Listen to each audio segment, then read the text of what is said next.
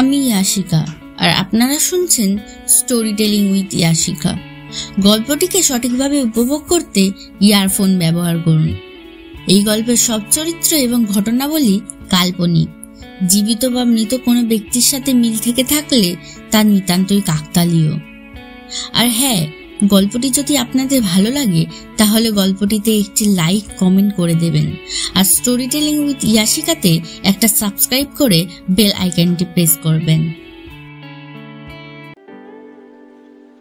My girlfriend is an alien, পর্ব 15।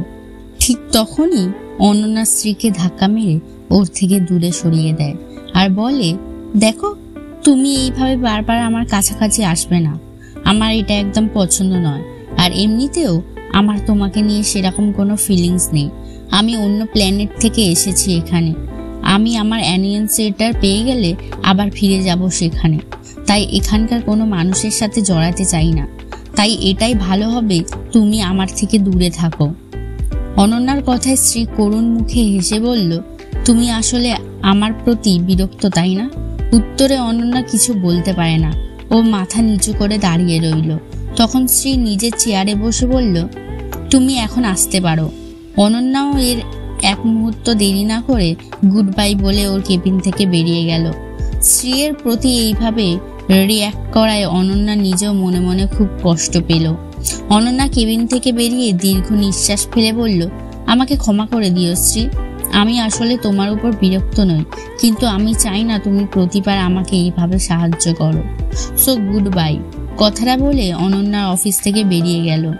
এদিকে অনন্যা চলে যাওয়ার পর শ্রীও বেরিয়ে যায় অফিস থেকে আর চলে আসে ডাক্তার অভিজিতের কাছে। সেখানে এসে ও ডাক্তারকে বলে যে ও চায় মেডিকেল ট্রিটমেন্ট চেঞ্জ করতে। তখন ডাক্তার অভিজিৎ বলে, মানে? শ্রী বলে, আপনি এতদিন ধরে যা যা ফলো করতে বলেছিলেন সবটাই করেছি, কিন্তু আমি এখন আর কোনো কিছুই ফলো করতে চাই না। আমার রিকভারির জন্য আপনি অন্য কোনো উপায় অ্যাপ্লাই করুন। ডাক্তার বলেন, দেখুন, তাতে কিন্তু আপনার সাইড এফেক্ট হতে পারে, সেটা আপনার জন্য ভালো হবে না।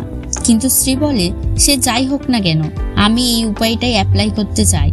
ডাক্তার প্রশ্ন করে, আচ্ছা, অনন্যা বলে মেয়েটি কি আপনাকে রিফিউজ করে দিয়েছে? স্ত্রী কিছু না বলে মাথা নিচু করে নেয়। ডাক্তার এরপর ব্যাপারটা খুব ভালোভাবেই বুঝে যায়।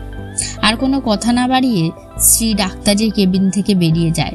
স্ত্রীকে বেরিয়ে যেতে দেখে মিস্টার রাঘবের ফিট করা একটা লোক যায় সেই ডাক্তারের সাথে দেখা করতে। এদিকে অনন্যা অফিস থেকে চলে আসার পর পৃথা আসে ওর রেস্টুরেন্টে ওর সাথে দেখা করতে। অনন্যা ওকে দেখে বেশ অবাক হয়। পৃথা অনন্যাকে বলে, এই টিকিটটা দেওয়ার জন্য আমি এখানে এসেছি। তুমি এটা নিলে আমার খুব হেল্প হবে। ম্যামই টিকিটটা তোমাকে দিত, কিন্তু তুমি তো ওনার সাথে দেখা করতেই চাও না, তাই আমি এসেছি এটা তোমাকে দিতে। কথাটা বলে পৃথা বেরিয়ে যাচ্ছিল। ঠিক তখনই অনন্যা ওকে পেছন থেকে ডেকে বলল, এই টিকিটটা আমি নিতে পারবো না, তুমি ফেরত নিয়ে যাও। পৃথা অনন্যাকে বলল, দেখো, তুমি ব্যাপারটা বুঝতে পারছো না। আমি জানি তুমি ম্যামের সাথে দেখা করতে চাও না, কিন্তু তুমি কি জানো ম্যাম কি কারণে তোমাকে গার্লফ্রেন্ড বানাতে চায়? অনন্যা কিছু না বলে শুধু ওর দিকে তাকায়। তখন পৃথা বলতে শুরু করে, আসলে ওনার শরীর খারাপ। অনন্যা অবাক হয়ে বলে, মানে উনি অসুস্থ? পৃথা বলে, হ্যাঁ, উনি অসুস্থ, কিন্তু তুমি যেমন ভাবছো ওরকম নয়। উনি এমনিতে ঠিক আছেন, কিন্তু ওনার একটু মানসিক সমস্যা আছে, আর সেই কারণে উনি আর কারোর প্রেমে পড়তে পারবে না। তুমি একমাত্র মেয়ে যে ওনাকে হেল্প করতে পারে। তাই তুমি যদি ওনাকে হেল্প করতে চাও তাহলে এই টিকিটগুলো নিয়ে চলে এসো। পরের দিন সকালে অনন্যা সেই টিকিটগুলো নিয়ে চলে আসলো গ্যালাক্সি এর এক্সিবিশন শোয়ে। ওখানে পৌঁছে অনন্যা বেশ কিছুক্ষণ স্ত্রীর জন্য অপেক্ষা করলো, কিন্তু স্ত্রী এসে পৌঁছলো না। এই দেখে অনন্যা আর অপেক্ষা না করে ভিতরে চলে গেল। ভিতরে গিয়ে গ্যালাক্সির প্রোগ্রামগুলো দেখতে দেখতে ওর হঠাৎ স্ত্রীর কথাগুলো মনে পড়তে থাকে। আর পৃথার বলা শেষ কথাগুলো মনে পড়ে গেল যে ওই স্ত্রীকে হেল্প করতে পারে সুস্থ হতে। সাথে সাথেই অনন্যা নিজের ভুলটা বুঝতে পারলো। অনন্যা হল থেকে বেরিয়ে স্ত্রীর অফিসে চলে গেল। এদিকে অফিসে তখন স্ত্রীর বাবার সাথে স্ত্রীর আর্জেন্ট মিটিং চলছে। আসলে মিস্টার রাঘব প্ল্যান করে স্ত্রীর বাবাকে স্ত্রীর অসুস্থতার ব্যাপারে জানিয়ে দিয়েছে। সেই কারণে উনি স্ত্রীকে জিজ্ঞাসাবাদ করছিলেন যে ও কেন ডাক্তারের কাছে যায়, ওর কিসের সমস্যা আছে। ঠিক তখনই স্ত্রীর অফিসে দৌড়াতে দৌড়াতে ঢোকে অনন্যা। ওকে দেখে পৃথা অবাক হয়ে বলে, তুমি এখানে কি করছো? তখন অনন্যা খুব তাড়াতাড়ি করে উত্তর দেয়, আমি এখানে স্ত্রীকে সাহায্য করতে এসেছি। কথাটা বলে আর এক মুহূর্ত দেরি না করে ছুটে যায় স্ত্রীর কেবিনের দিকে। সেখানে গিয়ে নক না করেই কেবিনের মধ্যে ঢুকে বলে, আসলে স্ত্রী সমস্ত কিছু আমার জন্য করছিল, ওর কোনো দোষ নেই। হঠাৎ অচেনা কারোর গলা পেয়ে সবাই দরজার দিকে তাকায়। সেখানে মিস্টার রাঘব, মিসেস মৈত্রী এবং শ্রীতমা সেখানে উপস্থিত ছিল। শ্রী এবং শ্রীতমা দুজনেই অনন্যাকে দেখে অবাক হয়ে যায়। আর মিসেস মৈত্রী বলেন, তুমি মিথ্যা কথা বলছো, এটা হতেই পারে না। তখন অনন্যা স্ত্রীর হাত শক্ত করে ধরে বলে, আমি কোনো মিথ্যা কথা বলছি না, আসলে আমি স্ত্রীর গার্লফ্রেন্ড। আমি কিছুদিন ধরে অসুস্থ, তাই স্ত্রী আমার জন্য ডাক্তারের সাথে কথাবার্তা বলতো এবং এই সমস্ত ওষুধগুলো আমার। অনন্যার কথায় ওখানে থাকা সকলে অবাক হয়ে গেল। এদিকে শ্রীতমার মুখে ফুটে উঠল হাসি। অন্যদিকে অনন্যার কথায় স্ত্রীর বাবা খুবই রেগে গেলেন আর বললেন, তোমার কাছ থেকে এসব আশা করিনি। কথাটা বলে টেবিলে সজোরে হাত রাখেন, তাতে সকলে কেঁপে উঠল। এদিকে মিসেস মৈত্রী বললেন, কিছুদিন আগে তো তুমি ঋতিকার সাথে ঘুরছিলে শ্রী, এখন হঠাৎ করে এই মেয়েটা কোথা থেকে চলে এলো? যখন পাশ থেকে শ্রীতমা ওর মাকে থামানোর জন্য বলল, চুপ করো না মা, তুমি এরকম ভাবে ব্যাপারটাকে কেন বাড়িয়ে দিচ্ছ? পাশ থেকে রাকাব বললেন, হ্যাঁ, লাইফটা যেহেতু ওদের নিজেদের, সেই জন্য ডিসিশনটা ওদেরই নেওয়া দরকার। তখন স্ত্রীর বাবা বললেন, তোমাদের যেটা ভালো মনে হয় করো। কথাটা বলেই উনি কেবিন থেকে বেরিয়ে গেলেন। এরপর শ্রীতমা অনন্যাকে বলল, তুমি মায়ের কথায় কিছু মনে করো না, আর তোমাদের দুজনকে অল দ্য বেস্ট। আমি এখন আসছি দিবাই। কথাটা বলে শ্রীতমাও ওখান থেকে চলে গেল। কেবিনের মধ্যে তখন শুধু অনন্যা এবং শ্রী। ওরা কেউ কোনো কথা না বলে একে অপরের দিকে তাকিয়ে রইল। এদিকে কেবিন থেকে বেরিয়ে এসে মিসেস মৈত্রী এবং রাঘব শ্রীর বিরুদ্ধে অন্য প্ল্যান করতে লাগলেন, আর সেটার পেছন থেকে শ্রীতমা শুনে ফেলল আর ও চিন্তায় পড়ে গেল। এদিকে শ্রী অনন্যাকে জিজ্ঞাসা করল, তুমি আমাকে সাহায্য কেন করলে? অনন্যা তখন আমতা আমতা করে বলল, আসলে পৃথা আমাকে বলল। ওকে নিজের কথা শেষ করতে না দিয়ে শ্রী বলল, পৃথা কি বলেছে তোমাকে?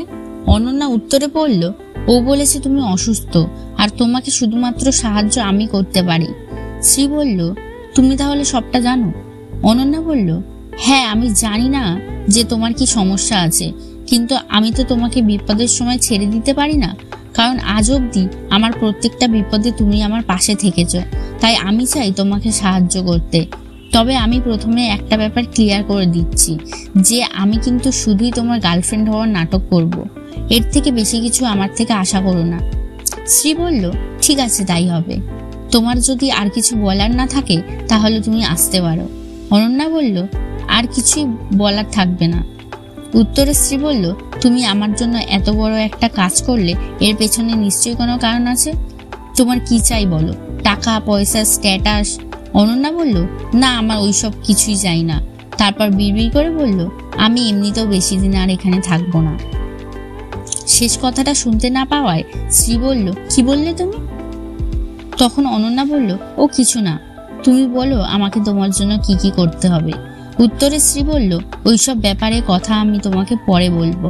এখন সব থেকে বেশি প্রয়োজনীয় কথা এটা যে তোমাকে এখন আমার ড্যাডের সাথে ডিল করতে হবে। শ্রীর কথায় অনন্যা অবাক হয়ে তাকালো। এরপর শ্রী অনন্যাকে নিয়ে চলে গেল একটা শপিং মলে।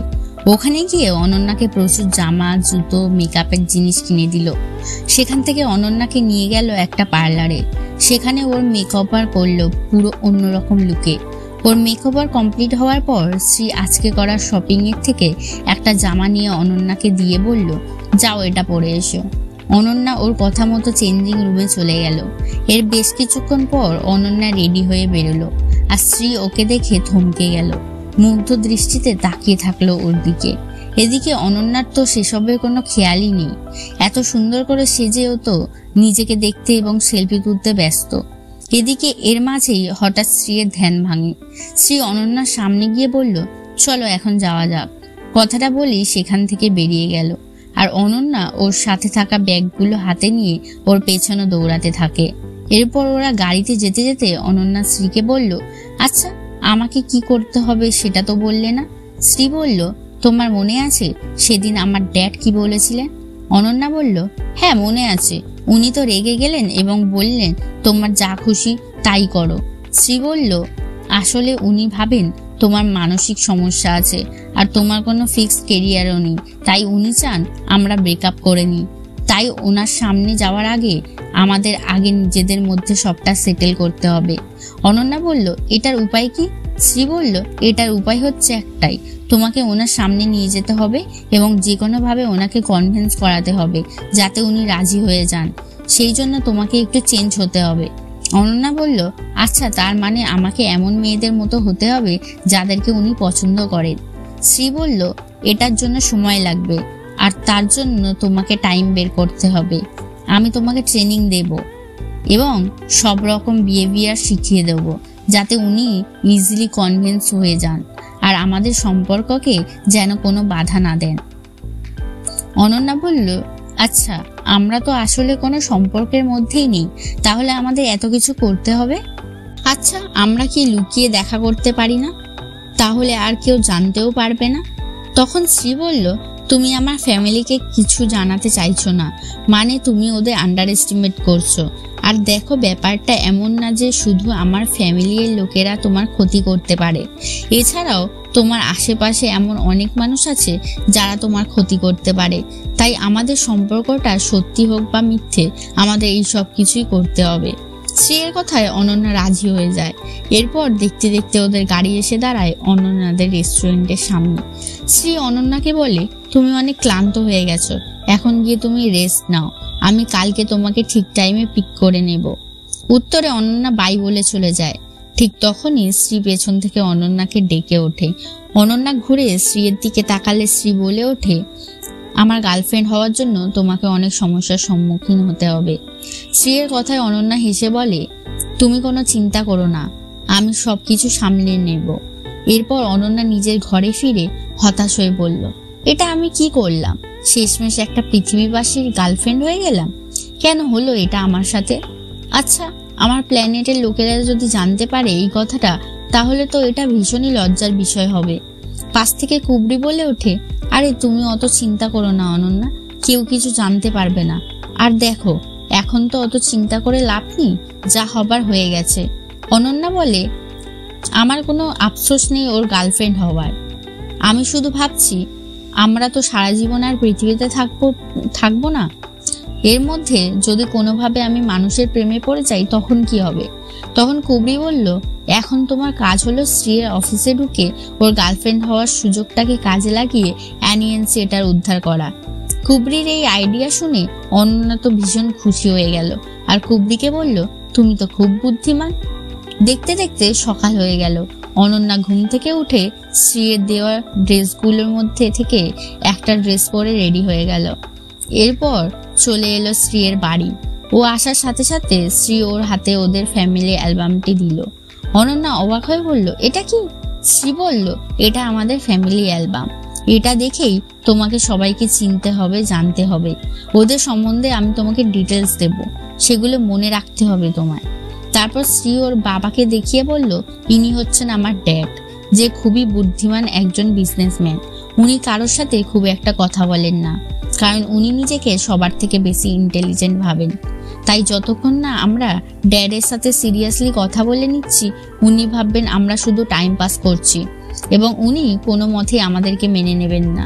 তাই আমাদের প্রথমে ওনার সাথে ডিল করতে হবে, আর আমরা যদি সেটা পারি তাহলে আমরা জিতে যাব। অনন্যা রাজি হয়ে গেল। এরপর শ্রী মিসেস মৈত্রীর ছবি দেখিয়ে বলল, উনি হচ্ছেন আমার ড্যাডের সেকেন্ড ওয়াইফ, সাথে শ্রীতমার মা। ওনার থেকে তোমাকে সাবধানে থাকতে হবে। তখন অনন্যা বলল, আচ্ছা, উনি কি তোমাকে পছন্দ করেন না? শ্রী বলল, তোমার কি মনে হয় কোনো সৎ মা তার সন্তানদেরকে পছন্দ করতে পারে? অনন্যা কিছু না বলে মাথা নিচু করলো। তখন শ্রী আবারও বলল, এতে তোমার কষ্ট পাওয়ার মতো কোনো কারণ নেই। আসলে উনি চান আমি যে পোস্টে আছি সেই পোস্টটা শ্রীতমাকে দিতে, তাই উনি আমাকে এখান থেকে সরাতে চান। যেহেতু তুমি আমার গার্লফ্রেন্ড, সুতরাং তুমি ওনারই প্রথম টার্গেট হবে। তাই ওনার সাথে তোমার বেশি কথাবার্তা বলার প্রয়োজন নেই। কিন্তু তা সত্ত্বেও যদি উনি তোমাকে জোর করে কথা আদায় করতে আসেন, তখন তুমি কিছু জানো না বলে পুরোপুরি অ্যাভয়েড করে যাবে। এরপর এলো শ্রীতমার পালা, আর শ্রীতমার ছবিটা হাতে নিয়ে অনন্যা হেসে উঠল। এদিকে শ্রী বলল, ওর ব্যাপারে তো তোমাকে কিছু বলার নেই, শুধু এটাই বলবো, ওর থেকে তুমি যতই দূরে থাকো ততই তোমার জন্য ভালো। শ্রীয়ের কথায় অনন্যা কিছু না বলে মুখ ভেঙালো শুধু। এরপর অনন্যা মিস্টার রাঘবের ছবি দেখিয়ে বলল, আচ্ছা ইনি কে? ইনি তো মনে হয় সেদিন তোমাকে সাহায্য করেছিলেন, তাহলে ইনি নিশ্চয়ই তোমার সঙ্গে আছেন। অনন্যার কথায় শ্রী দীর্ঘশ্বাস ফেলে বলল, না, আসলে ওই ফ্যামিলির কেউই আমার পাশে নেই।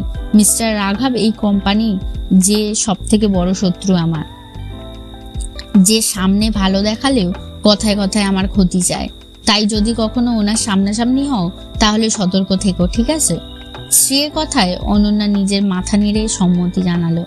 এবারে শ্রী বলে উঠল, আমার তো সবকিছু বলা হয়ে গেল, এবার তোমার পালা। অনন্যা অবাক হয়ে বলল, আমার পালা মানে? শ্রী বলে উঠল, মানে এবারে তুমি তোমার ফ্যামিলির ব্যাপারে আমায় জানাবে, যাতে তাদের সামনে আমি তোমাকে হেল্প করতে পারি। শ্রীর কথায় অনন্যা তাড়াহুড়ো করে বলে ফেললো, আমার তো কোনো মা বাবা নেই, আমার জন্ম তো ডিম থেকে হয়েছে। অনন্যার কথা শ্রী অবাক চোখে তাকিয়ে রইল ওর দিকে। এদিকে অনন্যা শ্রীয়ের দিকে তাকিয়ে বুঝতে পারলো ও তাড়াহুড়োর মাথায় কি বলে দিয়েছে। তখন কথা ঘোরাতে অনন্যা আবারও বলল, না না, মানে আসলে আমি অনাথ, আমার কোনো মা বাবা নেই। কথাটা বলেই অনন্যা সোফায় বসে একটা দীর্ঘশ্বাস নিল।